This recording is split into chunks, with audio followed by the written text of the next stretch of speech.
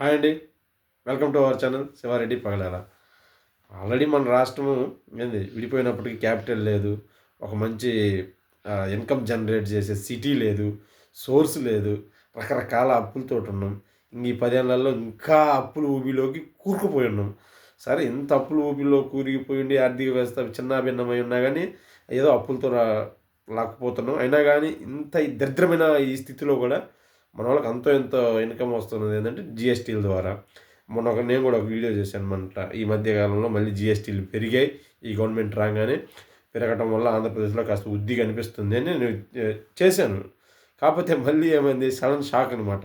ఏమైంది, central government GST reforms అని తీసుకొచ్చి దాంట్లో మధ్యతరగతిలో ఉండే వాళ్ళకి చాలామందికి చాలా సుమారు 100 నుంచి 200 వస్తువుల మీద అనుకుంటాను.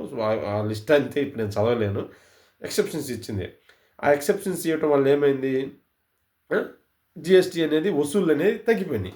జిఎస్టీ వసూళ్ళు ఇప్పుడు సుమారుగా అక్టోబర్ నుంచి చూసుకుంటే ప్రతి నెల 2,000 కోట్ల నుంచి 2,500 కోట్లు వరకు జిఎస్టీ వసూళ్ళని తగ్గిపోయినాయి. ఈ 3 నెలల్లోనూ చూసుకుంటే మనం సుమారు 7,000 నుంచి 8,000 కోట్ల వరకు జిఎస్టీ వసూళ్ళని తగ్గిపోయినాయి.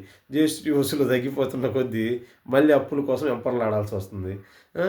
ఎందుకంటే వేరే ఇతర ఆదాయాలు మనకు లేవు. సరే, తెలంగాణకు హైదరాబాద్ ఉంది, వాళ్ళకి మంచిగానే ఆదాయం వస్తుంది.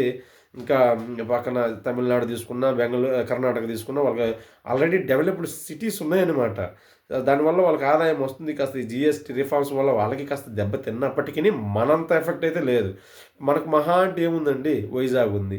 వైజాగ్ ఆదాయం ఎంత ఉంటుంది, చాలా చాలా తక్కువ. అవన్నీ ఇప్పుడిప్పుడే పెరుగుతున్న పిల్లలన్నమాట. అవన్నీ ఏంటంటే ఆల్రెడీ సెటిల్ అయిపోయిన పిల్లలు వాళ్ళందరూ. వీళ్ళేమో పెరుగుతూ చదువుకుంటున్న పిల్లలు. కాబట్టి చాలా చాలా తగ్గిందనమాట ఈ 3 నెలల ఆదాయం. ఇంక ముందు కూడా ఇట్నే ఉంటుంది. మరి ఈ గవర్నమెంట్ అనేది వాళ్ళు చాలా పథకాలు చెప్పున్నారు. చాలా అభివృద్ధి పనులు ఇంకా పెండింగ్లో ఉన్నాయి. రానైతే ఈ గవర్నమెంట్కి ఇది ఒక పెను సవాలే. మరి ఏ రకంగా అధిగమిస్తుందో చూద్దాం. Okay, thank you.